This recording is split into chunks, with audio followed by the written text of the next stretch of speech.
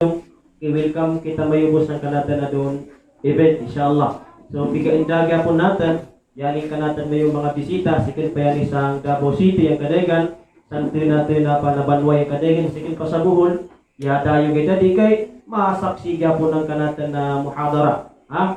So mashallah yung kanatan may mga lumon, mga mangkangod, mga taganak, si engineer, mashallah, kaya sila na doon para masaksi, inagad natin, mapaningag ng tuwada, induhan, saan ka natin na event na doon. So anong gadi, before kita ma-start, ang ka natin may mga isa na apabatihan ta muna.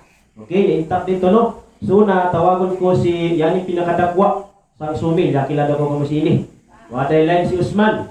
Okay, si Usman na maatag ka natin na tadbis na batya, mapadagang ka natin ng kanan binatyan, mashallah. Usman.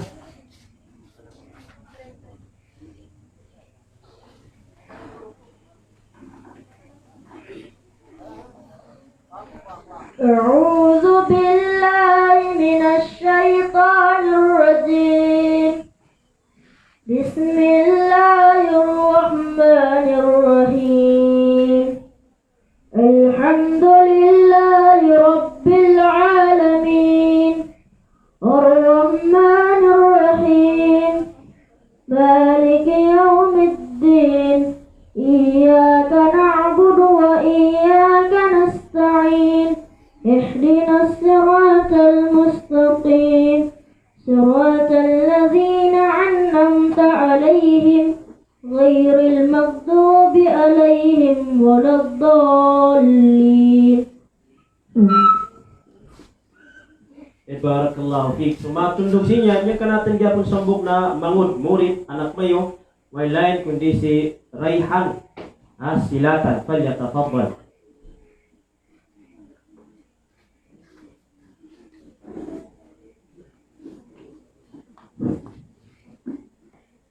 أعوذ بالله من الشيطان الرجيم بسم الله الرحمن الرحيم قل هو الله أحد الله الصمد لم يلد ولم يولد ولم يكن له كفوا أحد. Barakallahu fiik. O yung last na maatag ka natin ng tilawa, yan kan kami gyapon anak, si Ayman. Ay wala kang ni Ayman. Si Ayman Bakul po, aywa.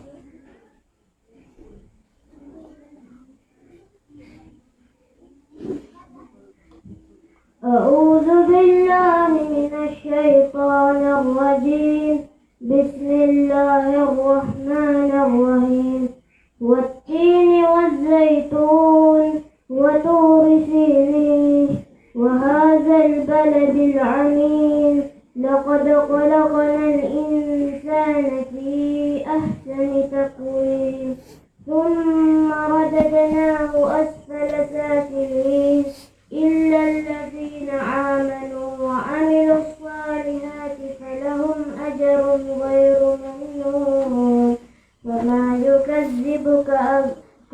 يكذبك بعد بالدين أليس الله بأحكم الحاكمين. Barakallahu fikum. So yan sila yang kanatan may mga murid na permanente yang kanilang pangadi sa kanatan halakat sa kanatan jamaah. So atong dugang tasinyan, okay, pakilatan mo naman lang, yang kanatan may speaker. So yang kanatan may speaker, alhamdulillah, sa Sirawan pa ako, ikita na ko yan eh. Pakita na ko yan si Ustaz Kadiraw, pakita ko sa Islamic Center, sa downtown mismo, inagad ko, yang ikilagya po mayo, kanatan mayo ni Lumon, sa kanatan mayo banwa, si itin na Saprullah. So trupa yan ni Sir ni Ustaz Kadiraw, si itin Sapro, so magtrupa yan sila. So alhamdulillah, yung kanatan mayo speaker doon, di talang bitin ubos ng kanan na yamasawat kay, yang kadang wata katigami. Okay? Si Sheikh Abu Ziyad Abdurrahman Kadiraw, yung makagraduate yan isang Jamiatul Imam sa Indonesia, which is branch ng Saudi Arabia. So alhamdulillah, yan yung yapon niyang presidente ng Ahlul Hadith Kaya kung ang sakto na po Sheikh no, pero ali sa Pilipinas. Okay? So si Sheikh Kadiraw, isa doon sa mga matawag ta na sikat, okay? Sa in terms of da'wa, nakakita tayo sa social media. Nakita natin yung mga clips, kaya nito yung pagkita tayo no, basi ipiyakita mo yung kami Facebook, madyaw mag-atag ng tuwada, minan, so yani kaya doon. Yan na sa natin mayo adapan, so yani, managsagid yani ng mga pagkakataon na mamakadating sila sa sobrang nakahigtik ng kanilang mga schedule, okay? Sabab sa kanilang yani ungaya, mapa, sampay, naginduan, pagkanggit sang Davao, o git sang intero, sang magaganilan. So yan sila na doon, nanta magpasampay ng induan, pantag sa pangagam Islam. So di ko na pakatasan, okay, aatag ta yung oras na mag-aatag ka natin ng induan, yung kanatin mayo pasaya na ustad, na Sheikh, Wailain, si Sheikh Abu Ziyad, Rahman, Kadiraw, falyatafaddal mashkuran ma'jura.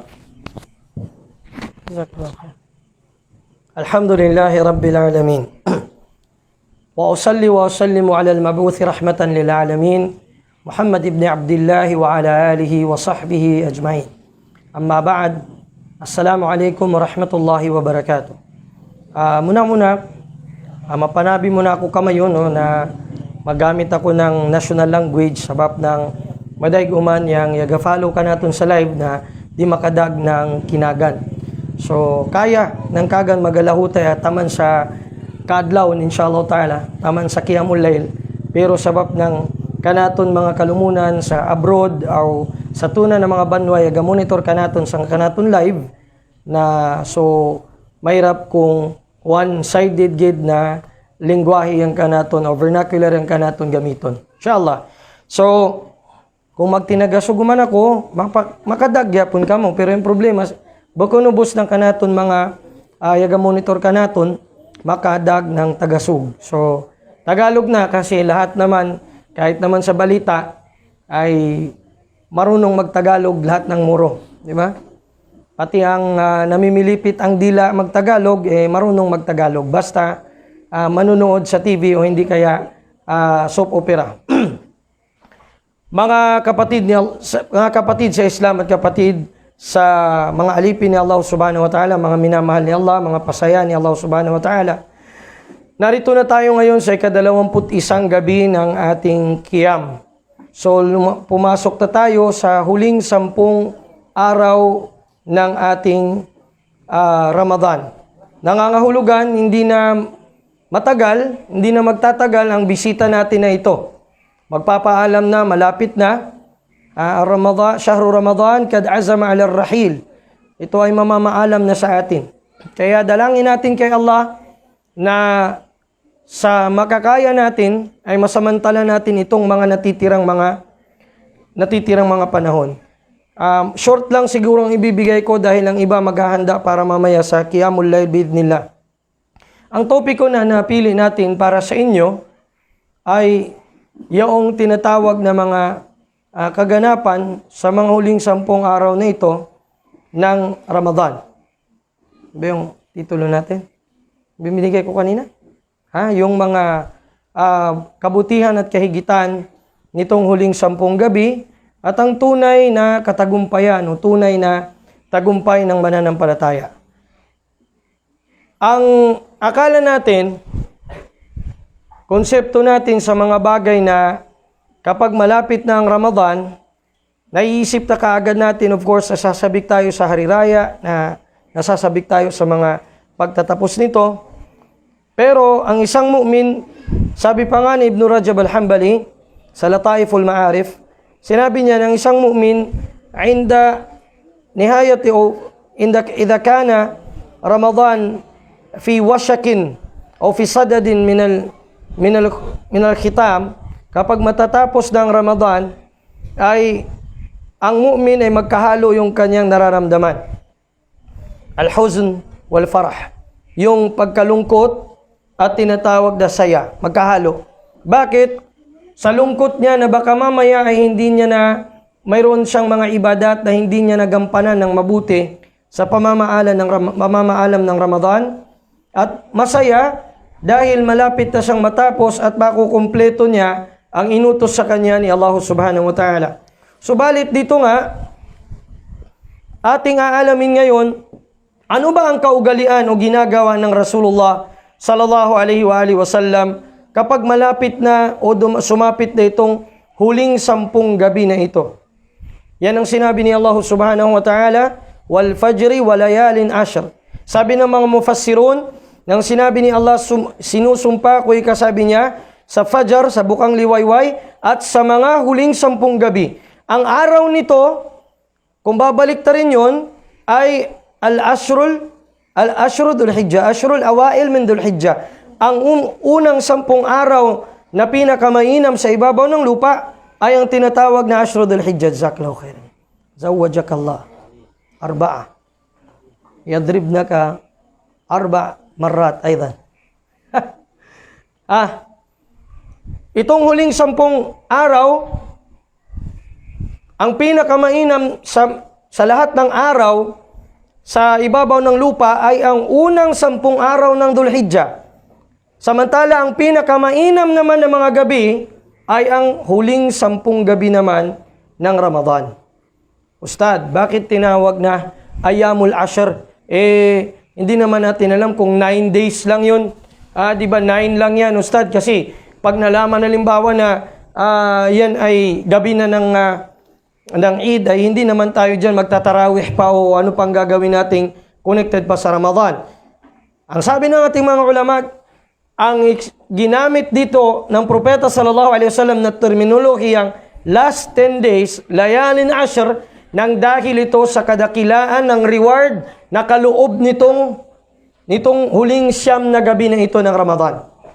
Kagaya din ng ashrul awail ng Dhul-Hijjah, sa unang 10 araw ng Dhul-Hijjah, dahil din ito sa kadakilaan ng mga araw na ito na para siyang 10 araw mahigit na mga kabutihan. Kung sa ibang mga hadith ay mababasa natin al-tis'ul uwal o yung unang 9 na araw ng Dhul-Hijjah. At yung tinatawag na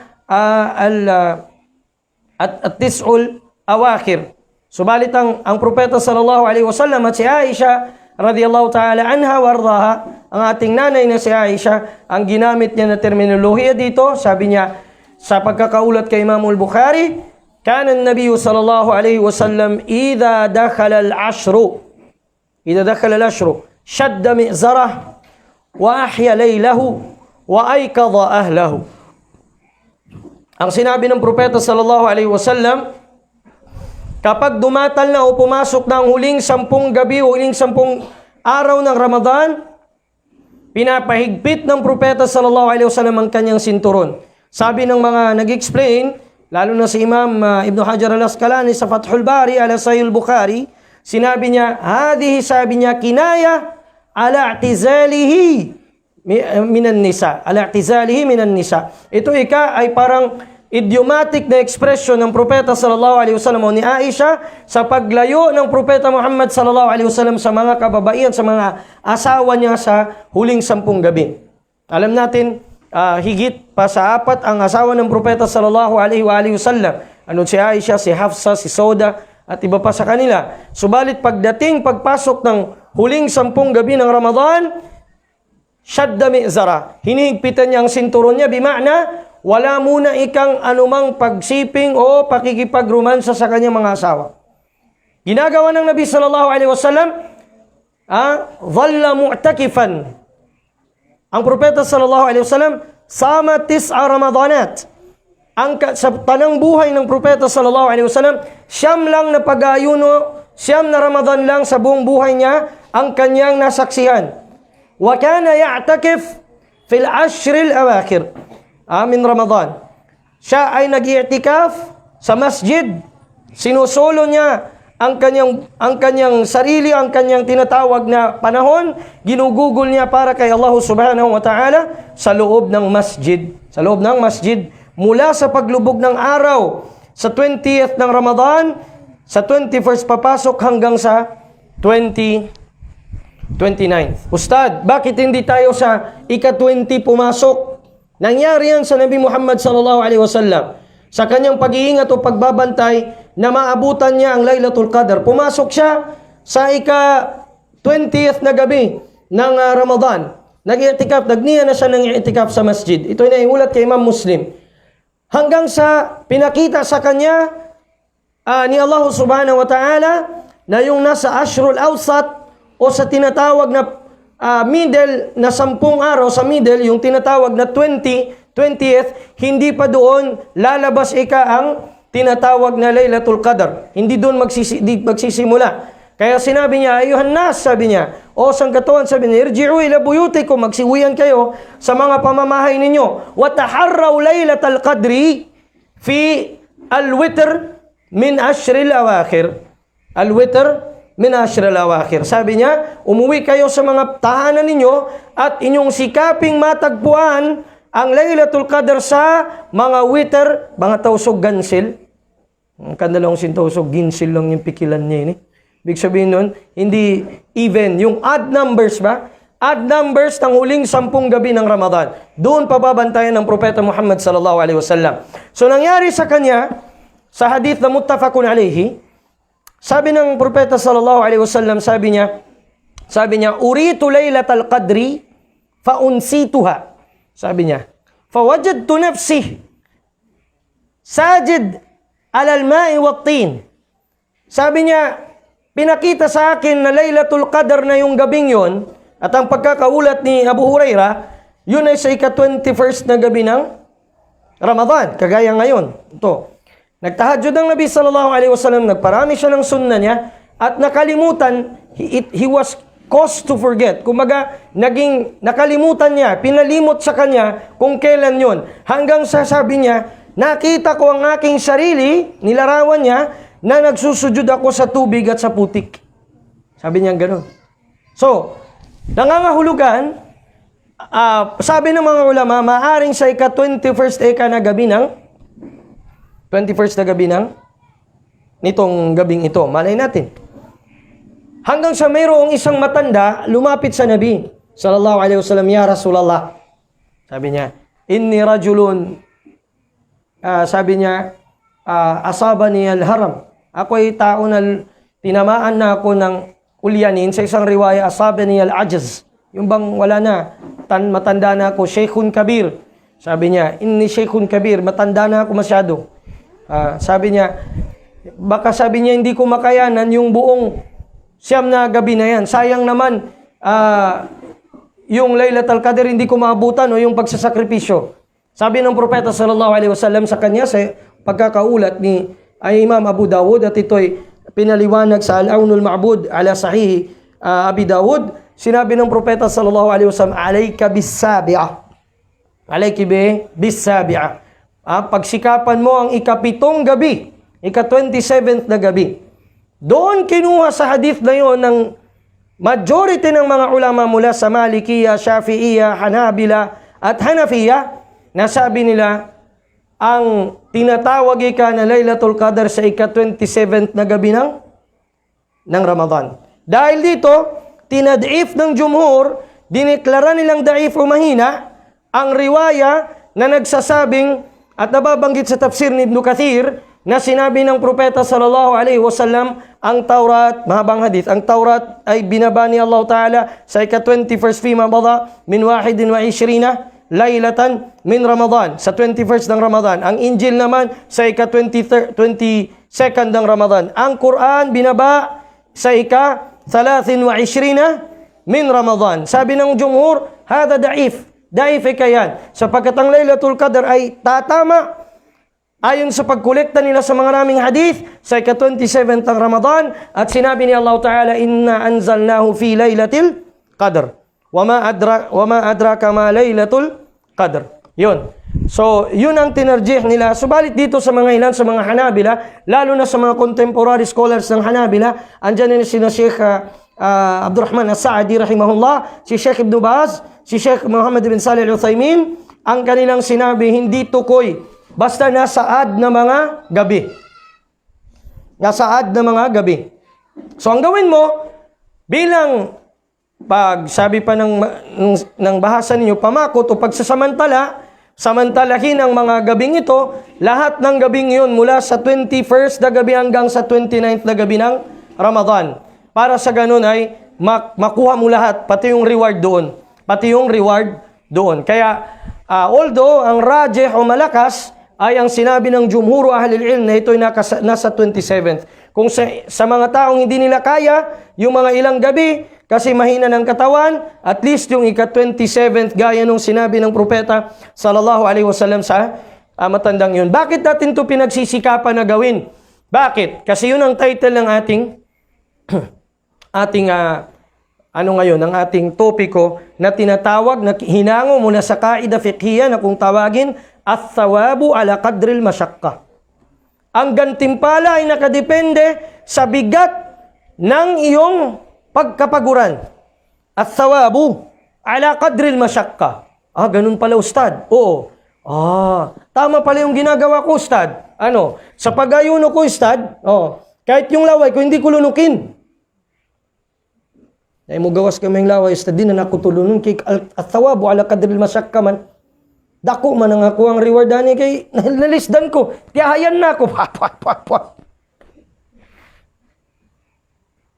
Ang laway, parte ng katawan mo. Parte ng katawan mo. Pero yung plema, alam nga naman, kahit hindi ka puwasa, yaks. Grabe naman. Kahit hindi ka ayuno, kahit hindi kuhan, iluwa po na grabe sad. Hindi ba? Kasi yan, balik sa kampo. A'udhu billah. Ang Islam, kalinisan, at tuhuro syatrul iman, sabi ng Rasul sallallahu alaihi wasallam. Pero yung laway na ordinary mo, lalabas dito, kahit lunukin mo, walang problema doon, hindi ka mabatal dyan, hindi man yung pagkain, hindi man inumin, ay mo ba na siyang tubig ikan sa gripo, yung munggi. Grabe sad.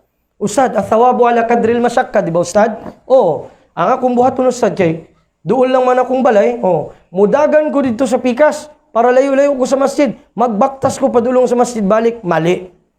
Anong mo palisdan mong sarili, pahihirapan mo, na nandiyan ka na sa tabi ng masjid ang bahay mo. Kahit at thawab wala kadril masyakka, huwag kang maging excessive o huwag kang maging sobra. Yun ang mali kung maging sobra tayo.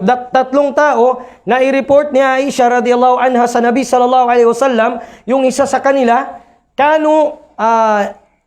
kumbaga, yukalliluna ibadatan Nabi sallallahu alaihi wasallam. Kumbaga ang kanilang ginagawa, minamaliit nila yung mga ibadat ng Nabi sallallahu alaihi wasallam. Sabi nila nung isa, sabi niya, assume, mag-ayuno ako, wala uftir, hindi na ako magbuka hanggang gabi. Sabi nung isa, akum, magtahajjud, wala arkod, hindi na ako matulog. Tapos sa ito, pasiga na kayong mata niya. Live kayo siya, tibok gabi. Mo na yung buhaton. Ang isa naman, la atasawwajun nisa, hindi na ako mag-asawa. May mga ganun man. Ustad, alim, sasabihin sa sarili, hindi na ako mag-asawa. Kaya mag-aibada dagay. Check apunta kung pwede yan.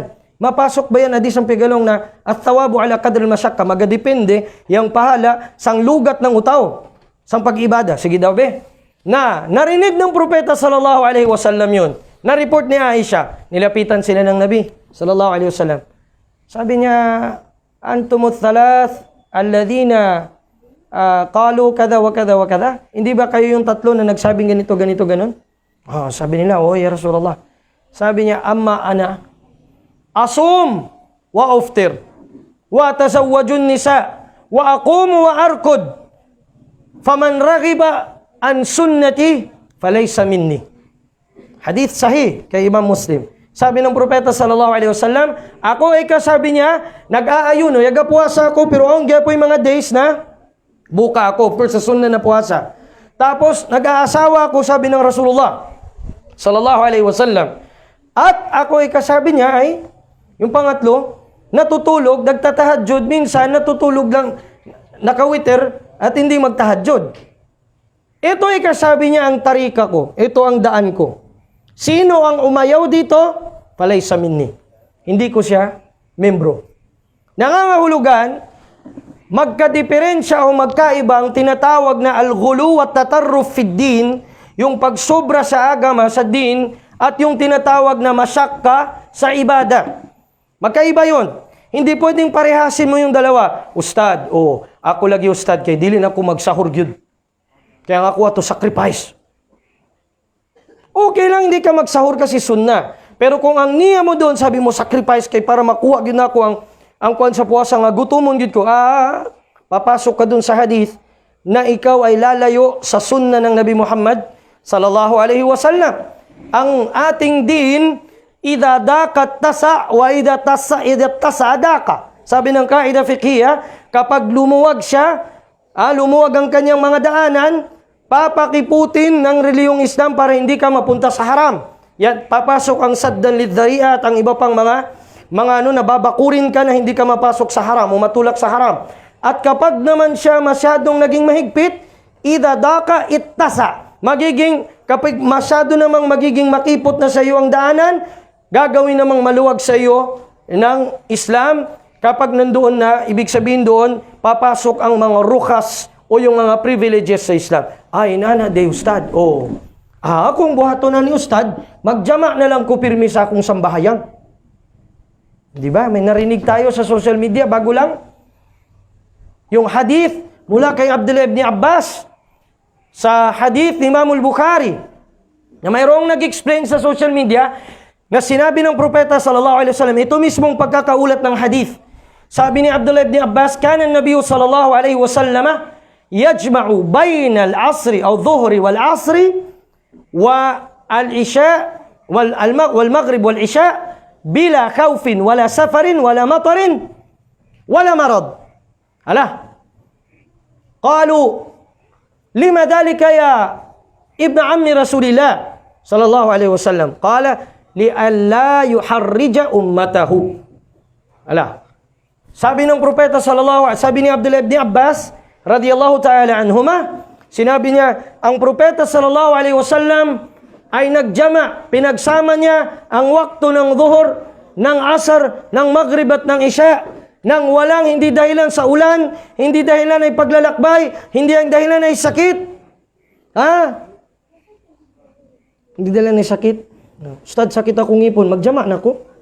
Hindi dahilan ay sakit. Sabi ng mga, at wala khawf, at hindi rin dahilan ay gera o may nagbabanta. Sabi ng mga tabi'in, sabi nila, paano yun? Anak ng uncle ng Rasulullah o Abdullah ibn Abbas, paano yun? Sagot ni Abdullah ibn Abbas, para hindi mabigatan ang umma ni Muhammad sallallahu alaihi wasallam. Nagkaiba ng pananaw ang mga scholar dito sa hadith na ito. Hindi natin kaagad intindihan ang hadith sa mababaw nitong kahulugan. Dahil kung ganun, maaring maging complacent na ang ibang tao. Magjama-jama na lang tani, mag-combine-combine na lang ta. Bisag walay ko, pwede man. Ingon man itong alim dito. Kaya nabasa man, ikita man na mo, di mag-combine-combine ta. Kani, kay ingon man nga, pag magiging mahigpit ang din, ay papaluagin sa atin, bibigyan tayo ng privilege. Yan, hindi ang privilege kay Tin. Nahapi ubos yung utaw. Nangasaba. Pagtanong sa masjid, dahi ala salahi ala yaga jama'a kami. Anong ibig sabihin ng hadith? Jumhurul ulama, kaya hindi tayo pwedeng, sabi pa nga ni Imam Ahmad ibn Hanbal, sabi ni Imam Ahmad ibn Hanbal, la taqul qawlan laysa laka fihi imamu. Huwag kang magsalita ng anumang salita na walang imam na nag-interpret nun mula sa mga aimma ng salaf. O hindi kaya wala kang basis sa mga nauna. Kaya basig magpataka ka, magbuhat-buhat ka gimuha.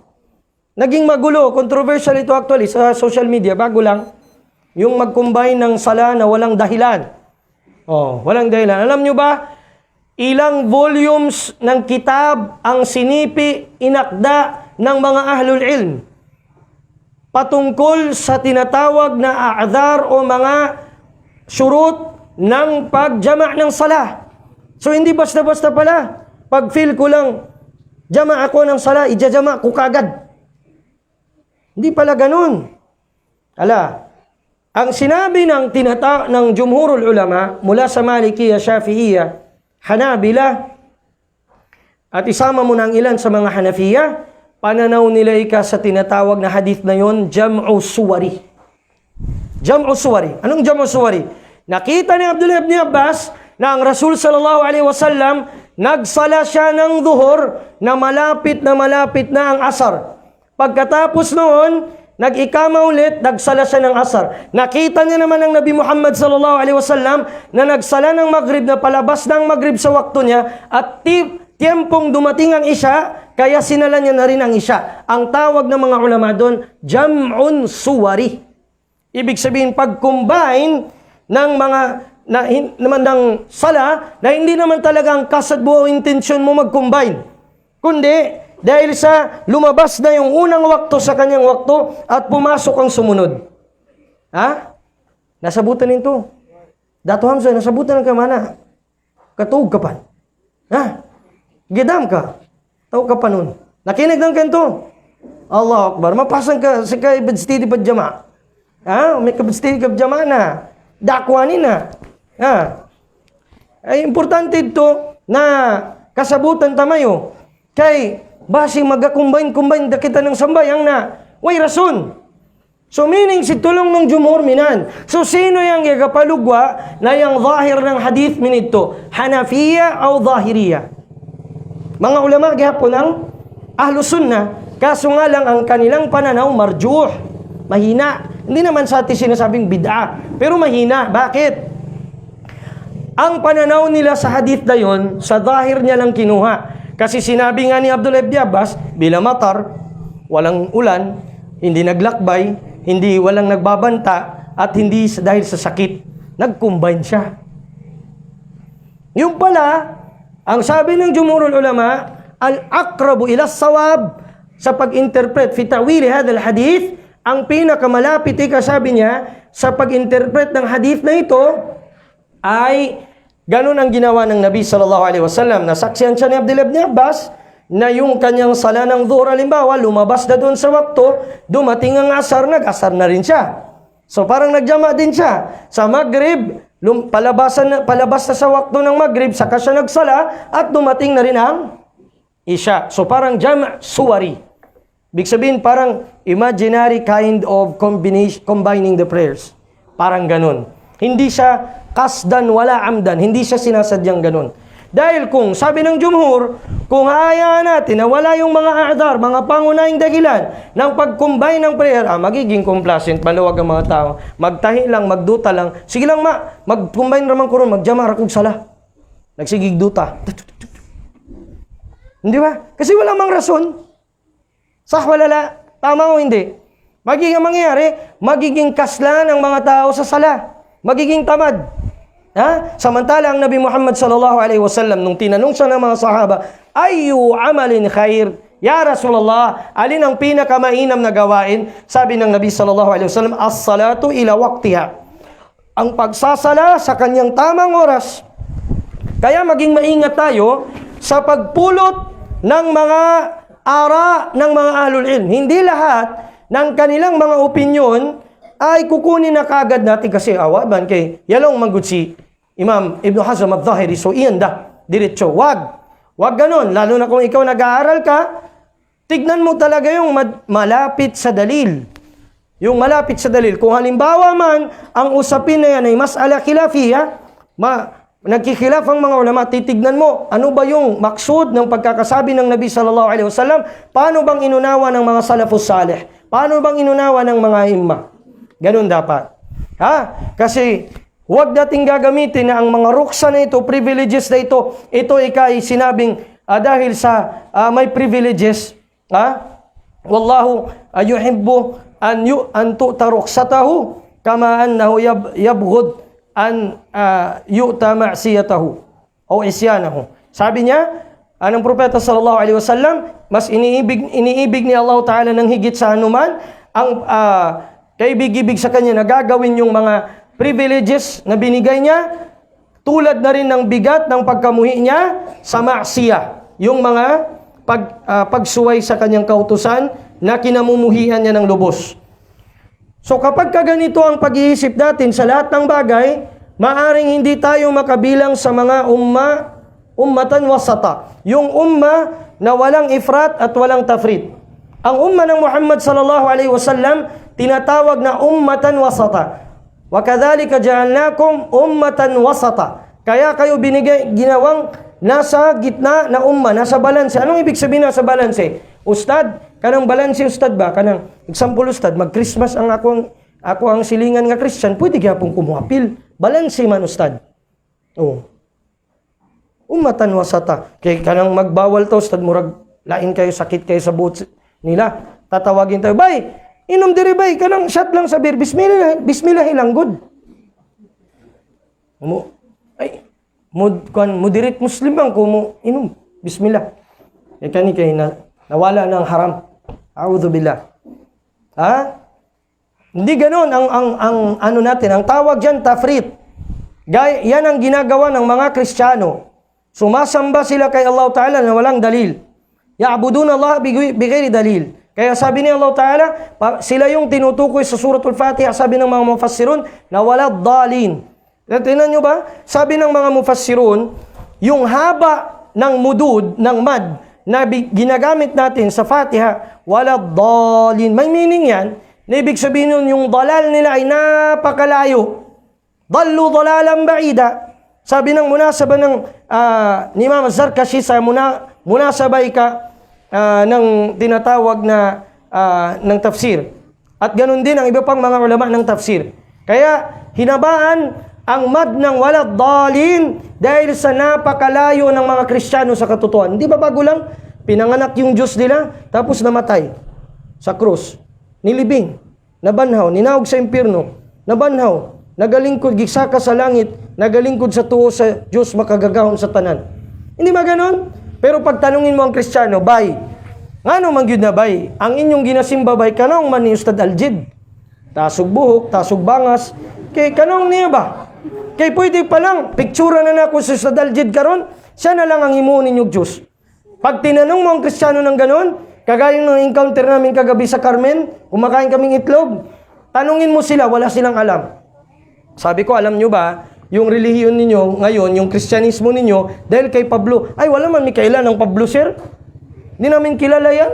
Tinan mo? Ganon din ang Muslim. Pag tanungin mo ang Muslim ngayon, oy, yung pigay ng mayo, sa mga kuha ng katikadong, way dalilsan. Ay, dapag dalil-dalilsan, kaya ni din kaya nada nami. Di ba? Amo na lang yan, kibaksahan na mo, ayaw ko lang nyo, ito magdalil-dalil doon, hikubulta sa kanbuhi. Bihansa. May taka mo po, maguna. Bakit kayo nauuna sa pag-ayuno ninyo? Ay nako, ito mag-asubo-subo simbihan. Ang takata sa kamakaw yung mundong maglata dito. Di ba? Ganyan din ang Kristiyano. Para sa kanila, don't ask, just believe. Di ba? Kahit walang batayan, ganyan ang Kristiyan. Sabi ng mga pari, meron silang program sa Studio 23.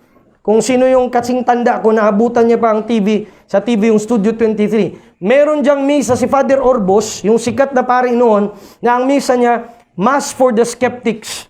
Ibig sabihin, misa para sa mga nagdududa sa kanilang agama. Kasi marami nagmumurtad sa agama nila. Kung hindi mag-Muslim, mag-Iglesia. Kung hindi mag-Iglesia, magsabadista. Kung hindi, walang Diyos. Anong sinabi niya? You just need to have a leap of faith. Just believe and don't ask. Tingnan mo yan? Just believe me, don't ask, sabi ni Bruno Mars. Di ba kanta niya? Hindi ba? Maniwala ka lang doon, hindi ka na magtanong. Ay, hindi ang Islam hindi ganun. Ang sinabi ni Allah Ta'ala, Iqra bismi rabbikal ladhi khalaq.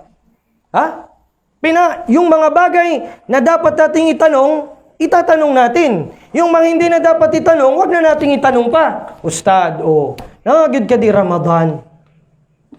Ramadan. Ra, yung meaning san, minini. Yung mim, minini. Yung dal, minini. Yung dad, minini. Yung nun, minini. Hala. Bago yun Wala sa mga sahaba, hindi nila tinuro yun. Yan. Yan ang mga Kristiyano, bakit sila naligaw? Sa sobrang pribilehiyo na gumawa na sila ng bid'a sa din. Yan ang ginawa ng mga Kristiyano. Nawala sila sa tamang landas. Ang mga Hudyo naman, ifrat. Anong ifrat?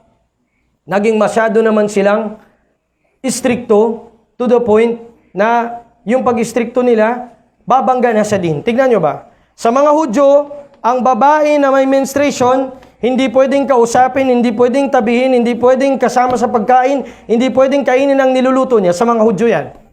Sa batas ni Musa. Sa mga Kristiyano, kahit dinudugo yung asawa, pwede nilang, alam nyo nang ibig sabihin. Sa Islam, hindi. Pwedeng kausapin, pwedeng kainin ang niluluto. ng may mens, pwedeng pakisalamuha ka sa kanya, pwede. Kahit hindi pa siya naging tahir sa kanyang menstruation. At ganun din, hindi kagaya sa mga Kristiyano na kanilang sisipingan ng mga asawa nila sa panahong may haid ang asawa nila. Sa mga Muslim, hindi. Dahil tayo ay din ng tahara. Kaya tayo, la ifrat wala tafrit. Hindi tayo, nasa wasatiya tayo. Yan ang ibig sabihin ng wasatiya ng Islam. Yang wasatiya ng Islam, hindi tayo sumusobra gaya ng Hudyo at hindi din tayo nagkulang na kagaya ng Kristiyano. Yan ang ummatan wasata. Dili ang ummatan wasata, kanang nag-id ta diri, nagpista sila diha, na lechon baboy diha, lechon baka diri. Adida kamo malabay kay mga Muslimang kamo, ayaw dadto kay baboy yan. Bako nang minidto yung ummatan wasata.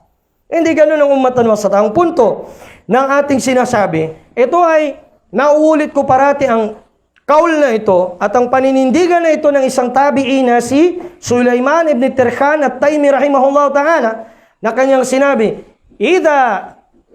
sabi niya, idha jama'ta o idha fa'alta akhadta bikulli rukhsati kulli alim faqad ijtama'a fika asy-syarru kulluhu. Idha akhadta o law akhadta birukhsati kulli alim faqad ijtama'a fika asy-syarru kulluhu. Wa qala Ibn Abdul Barr wal Auza'i la ara fiha o fihi khilafan. La ara fihi khilafan. Sinabi ni Sulaiman ibn Tirkhan at-Taymi rahimahullah ta'ala, sinabi niya, kapag kinuha mo ang lahat ng ruksa ng mga ulama, ng mga ahlul ilm, yung mga galatat, yung mga pagkakamali nila sa ijtihad nila, ay naipon-ipon na sa iyo ang lahat ng kasamaan. Ha? Kasama na doon, yung istimbat ng mga Shafi'iyya, na ating nasanayan noon, na kapag tapos ka ng nag-abdas, kahit pa asawa mo yan, bang magsa, gidinggim paisan, sinusog pa babae, maba talinail. Magbalik na kausap pa uno. Yan din yan to bang pagkatapos ng abdas, gihag ka ng husband mo kay, love na love ka niya, hariraya pa, bago magsala, mag-abdas mo kita sini, abdas mo. Ha? Abdas mo ng lalaki. Kasi sa madhab ni Imam Shafi'i, ang interpretation niya sa sinabi sa ayatul wudu sa suratul Maidah, wa idha lamastumun nisa, ang lams doon na sinasabi, makahawak, makahipo. Naon sa wala ni mo tuyo apod kay nagtapad mo sa jeep, abdas na pug kagbalik. Ustad, ukir man to kay at-thawabu ala qadril masakka. La yaki. Hada masyakkatuna la ghairi mawdi'iha. Yan ay pagpapabigat sa hindi dapat pagpapabigat sa iyo. Bakit? Ang tafsir ng jumhur, ang pinakatama, na sinabi ni Allah ng lamas tumun nisa, ay kapag kayo ay nagjima, nagsiping ng asawa mo, dun mababatal ang abdas mo. Kahit wala pang lumabas, basta't yung aura niya at aura mo magkita na yan, ay ibig sabihin nun, wajabal ghusl. Yan ang sinabi sa hadith Imam al-Bukhari, idal takal khitanan, wajabal ghusl. Kapag nagkita ang dalawang aura, sa literal pa dalawang tinuli, ay wajib na maghusul o wajib na maligo. So yun ang makabatal ng abdas, ng tahara bilang ang kabuuan. Hindi doon ang maksud, ya imamana Shafi'i mahtiramina wa hubbina lak wa anta ala rausina wajtihaduka ijtihad wa nasallallahu tabaraka wa ta'ala an yujazika ala majtahadta alayhi min khair. Ay ikaw ay ginagalang namin, ya imamana Muhammad bin Idris al-Shafi'i rahimahullah, subalit ang rajihang malakas na interpretasyon sa Quran ay hindi yung magkalapit ang skin ng lalaki at babae pagkatapos ng abdas mabatal. Hindi ang ibig sabihin doon ay kapag nagkaroon ng pagsisiping. Yun ang ibig sabihin. Klaro? Mapayag dun? Alhamdulillah.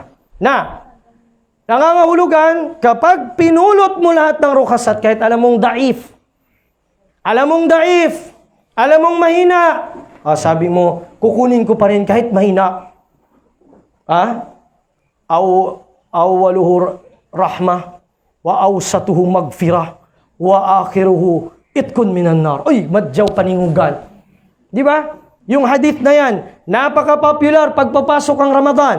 Bakit ko to sinasabi sa inyo ngayon? Kasi lalanding tayo sa pinakamaksud. Hindi ba? Sabi ng propeta sallallahu alaihi wasallam, ayon sa pagkakaulat ni Abu Hurairah, at ito ay nasa pagkakaulat ni Dailami ni Ibn Hibban, ang sabi daw ika ng propeta sallallahu alaihi wasallam, atakum syahru Ramadan, dumatal na sa inyo ang syahru Ramadan. Awwaluhu rahma, syahrun awwaluhu rahma. Ang unang 10 araw ay awa. Pangalawang 10 araw magfira, kapatawaran. At huling 10 araw, itkun minan nar. Kaligtasan mula sa impyerno. Subhanallah. Agaw-sagaw. Yang umanisa, yung bawat isa, magduduan na, ngayon itkun minan nar na. Iligtas na tayo sa impyerno.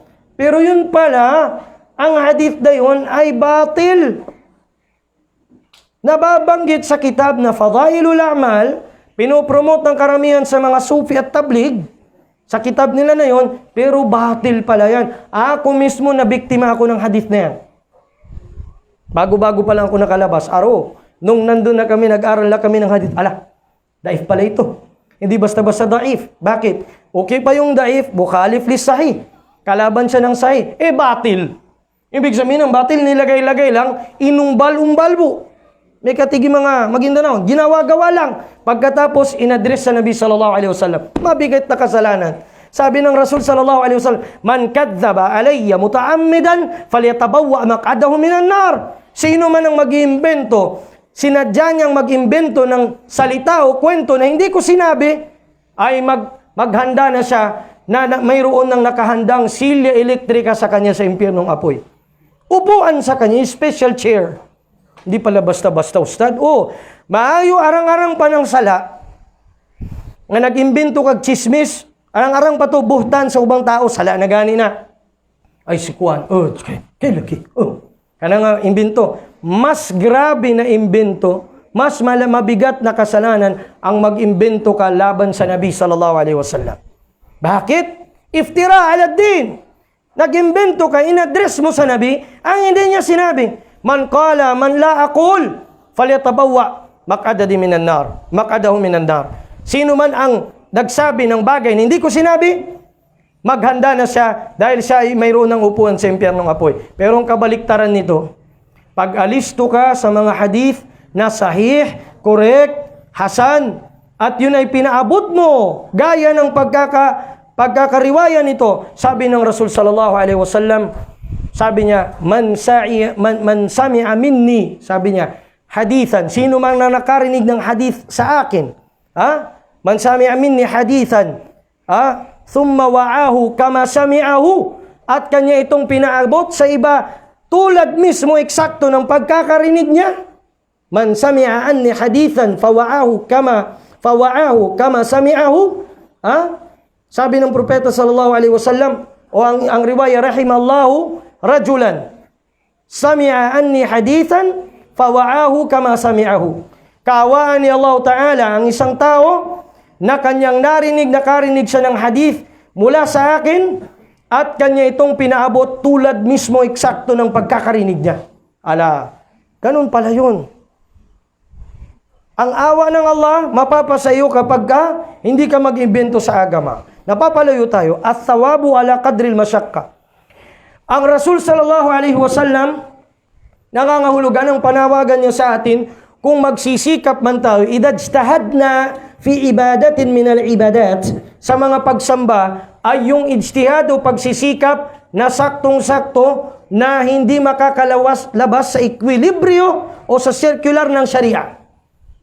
Okay? Halimbawa, Ustad, gusto ko man talaga gayahan si Abu Bakar Siddiq radiyallahu ta'ala anhu.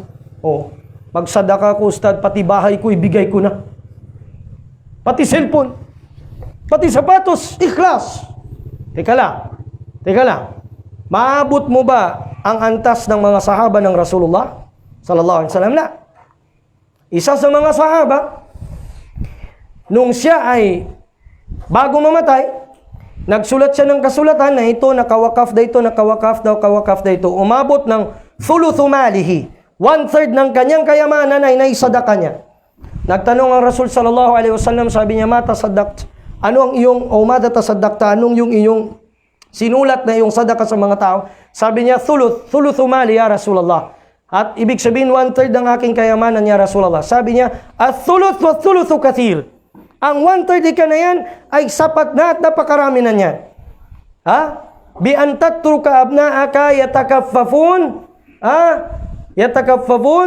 yatasawwalun minan nas. Ilhafa. Sabi ng propeta sallallahu alaihi wasallam, kaysa sa iwanan mo ang mga anak mo, mamatay ka, na iwanan mo ang mga anak mo na manglilimos sila sa mga tao, walang-wala sila. Ibig sabihin, balanse ang agama Islam. Kung meron ka mang isasadaka, hindi na kasama sa mga pamana kasi yung mga anak mo, nandyan na sa Quran yan, magmamana na sila. Pero sabi mo, ito, wakaf ko ito dyan sa foundation na yan o sa kuwan na yan, bago ko mamatay. Ayan, in-encourage sa atin ni Umar ibn al-Khattab radiyallahu ta'ala anhu. Sabi niya, man kana, sabi niya, qadiran, sino ang mayroong kakayanan? Falyaktub wasiyatahu. Fala yatrukil layla tamdi minhu wa walam yaktub wasiyatahu. Sabi ni Umar ibn al-Khattab sa athar ni Imam al-Baihaqi, sabi niya, sino man sa inyo ang mayroong kakayanan, huwag siyang matutulog o hayaan niyang mawala ang gabi, maglaho, na hindi siya makasulat ng ganyan tagubilin sa mga kayamanan mo na hindi na part ng mirath, hindi na part ng pagmamanahan ng mga anak mo. Kasi yung mana nandyan na talaga sa Quran yan. Qat'i ang dalil niyan. Nasa Suratun Nisa. Ano ibig sabihin? Pati dyan sa bagay na hindi tayo dapat sumobra. Meron tayong equilibrium na huwag tayong maghulu. Huwag tayong gagawa ng hulu o pagmamalabis sa ating din. Pagmamalabis sa ating din. Kaya nga, pati sa sala, maaari kang magsala na nakaupo. Kung masakit ng paa mo, maaari kang nakahiga. Kung hindi na kaya, ayan ay hindi pinapabayaan ng ating din. Masagawa mo ang iyong obligasyon nang wala kang ifrat at walang tafrit. Hindi kagaya ng mga Hudyo na sumubrang istrikto, hindi rin kagaya ng mga Kristiyano na sumubrang luwag. Nasa tamang equilibrio ang mga umma ng Muhammad sallallahu alaihi wa alihi wasallam. Nabiidillah tabaraka wa ta'ala sa mga gabing ito, anong dapat nating gawin? Nag-ijtihad ang Nabi sallallahu alaihi wasallam sa mga gabing ito. Ang ijtihad niya, pagsisikap niya na kanyang inaalay ito para lang sa ibadat. Kaya, hindi dapat na tinataon natin, lalo na sa mga last 10 days na ito, na mag-basketball tayo. Kahit gustong-gusto nating mag-basketball, o mag-chess, o mag-ano-ano pang mga musabakat dyan. Kasi bakit ang dapat ginugugol natin sa ibadat, sa pagsamba? Yan ang sinabi ng propeta sallallahu alaihi wasallam, man qama laylatal qadri imanan wa ihtisaban ghufira lahu ma taqaddama min dambi. Sino man ang itayo niya ang gabi ng Qadar, ustad? Paano ito, ustad? Hindi man kami makatahajjud kasi dumating yung red tide sa babae. Paano yun, ustad? Nag-red tide. Dumating. Anong gagawin namin? Hindi namin makuha yung reward na yan. Makukuha ninyo kung gising kayo sa mga gabing na yan at gumawa kayo ng mga kabutihan. At least, pagluto ng sahur sa mga asawa ninyo o sa mga nag-aayuno o pagluto ng iftar sa mismong itong mga ano na ito, kabutihan ang gagawin mo doon. Pati dhikr, isama mo. Kasi bakit? Kasi doon papasok ang tinatawag na pag-ihya o pagbuhay ng gabi mo. Ng mga gabing ito. Kaya sabi ng Aisha, Shadda mi'zara, ang unang ginagawa ng propeta sallallahu alaihi wasallam, kanyang nilalayuan mo ng mga asawa na nag-i'tikaf siya, nag-i'tizal siya sa kanila para mag-ibada lang. Pangalawa, ay kada ahlahu. Ginigising niya ang kanyang pamilya. So kasama na doon ang may mens, ang may nifas, kanyang ginigising. Pangatlo, so ito yung dapat mga gabi kaysa sa New Year's Eve nyo ginigising ang mga anak nyo. Mga Muslim, New Year's Eve ginigising ang mga anak. Sige na para mo tangkad ka. Countdown, 5, 4. Manggani ko ni tangkad mo lang gihapon ko. Tangkad pa akong anak sa ako, 5, 4, 3, 2, 1. Lukso, Happy New Year. Yan ang Muslim. A'udhu billah. Sa Pilipinas, countdown. Di ba? Ito ang tamang panahon na gisingin mo ang pamilya mo. Ikaw, padre de pamilya. Ikaw, tatay, ikaw, nanay. Gisingin mo ang mga anak mo. Kasi mayroong gabi dito, sa huling 10 gabi na ito, na khairun min alfi shahr. Mas mainam ang pag-iibada dito, ang pagsasadaka dito sa anumang gawaing mabuti kaysa sa 1,000 buwan. Subhanallah. Mas mainam, hindi sinabing equivalent 1,000 buwan. Khairun min alfi shahr, mas mainam, mas madyaw kaysa 1,000 buwan na kabutihan. Subhanallah. Tama ha? Ay qada ahlahu wa ahya laylahu. Yan ang ginagawa ng Nabi sallallahu alaihi wasallam. Lahat na ng kabutihan na gagawin mo na makagising ka sa mga gabing iyan, sapagkat doon ang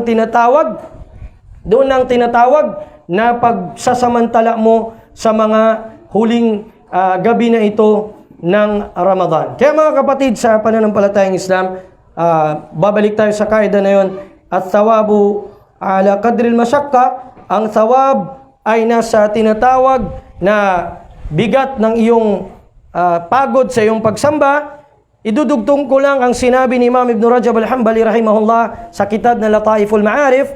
Yustahabbu fil layali allati turja fiha laylatul qadri at-tanadhuf wa tazayyun wa tatayyub bil ghusli wa tib wal libasil hasan kama yushra'u dhalika fil jam'i wal a'yad fil jum'i wal a'yad wa kadhalika yushra'u akhdhu zina bithiyabi fi sa'iris salawat kama qala Allah Ta'ala khudhu zinatakum inda kulli masjid. Mustahab, sabi ni Imam Ibn Rajab al-Hanbali, na sa mga gabi na inaasahan nating maabutan ng Laylatul Qadr, maglinis tayo, maglimpyo, magpabango, magpagwapo sa asawa mo, magpaganda sa asawa mo rin, para kay Allah Ta'ala, wattatayyub, mag-perfume ang lalaki. Ang babae, saka pwedeng mag-perfume pag doon lang sa bahay, Pag magsasala sa jama'a, wag. Wattib, wal ghusl, maliligo ka. Pagkatapos, magsuot ka ng magandang damit, magandang abaya, magandang thawb. Kama yushra'u dhalik, hindi kailangan bago. At least, yung presentable malinis. Gaya ng naisabatas, ito sa mga salatul jumu'ah, yung mga pagsasana ng jumu'ah, at sa mga Eid. Wa kadhalika yushra'u akhdhu zina bithiyab fi sa'iris salawat. At yung tinatawag na pagpapalumuti sa pamamagitan ng iyong damit na malinis, nakatakpan ang aura sa lahat ng mga sala. Gaya ng sinabi ni Allah Ta'ala, khudhu zinatakum inda kulli masjid. May singit ko lang, hindi tama na sasabing paghahanda sa Laylatul Qadr, ang ilawan natin, lagyan natin ng mga lights yung ating kuwan na parang Christmas lights. Kasi sabi nila, pagkuhan sa Laylatul Qadr, ibtihajan li Laylatul Qadr. Mali. O bahay mo, direkoresyonan mo ng mga lights la. Bakit? Ustad! Sobra naman kay stricto nito. Bago pa kita paglong na di kita magtulad sa Hudyo, magparehas sa mga Kristiyano? Oo nga, kasi yan ay panggagaya sa kanila. Bakit? Sa tuwing sila ay natutuwa sa mga pagsamba nila, gagawin nila lalo na pagpasko, lalo na pagpista, banderitas at saka kanila lagyan lang ganun. Ang mga Muslimun, mayroon tayong sariling din natin, wa nahnu na'tazzu bidinina. At tayo ay marangal na humahawak sa kung ano ang iniwan sa atin ng Propeta sallallahu alaihi wasallam sa ating din. At yung paglalagay ng mga lights na yan, ang sabab niyan ay ada o kultura. Ustad, kultura. Lakin sababuha ibada. Ang dahilan nito ay ibada. Faidan, yunzar ila tilkal ada, titignan ng ada o ang kultura na yan, kung hindi ba siya mudaha, hindi ba siya kukumpetensya at halintulad sa mga kufar. Dahil kung magmumudaha, magkukumpetensya sa mga kufar, papasok yan sa tashabbuh, panggagaya sa kanila. Kahit sinabi ng Propeta sallallahu alaihi wasallam, man tashabbaha biqaumin fahuwa minhum, wa man tashabbaha biqaumin fahuwa minhum. Sino man ang gagaya sa isang kaum ay kabilang sa kanila.